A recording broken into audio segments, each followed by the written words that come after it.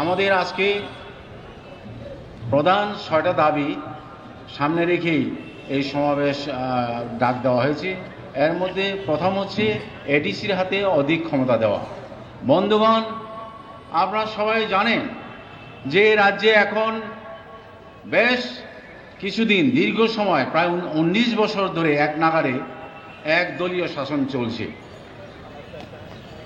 এতে গণতান্ত্রিক মানুষের অধিকার হরণ হচ্ছে, গণতন্ত্র দলবাজির শিকার হচ্ছে, স্বৈরতান্ত্রিক একটা নিষ্পেষিত হচ্ছে। এডিসি একটা গণতান্ত্রিক প্রতিষ্ঠান।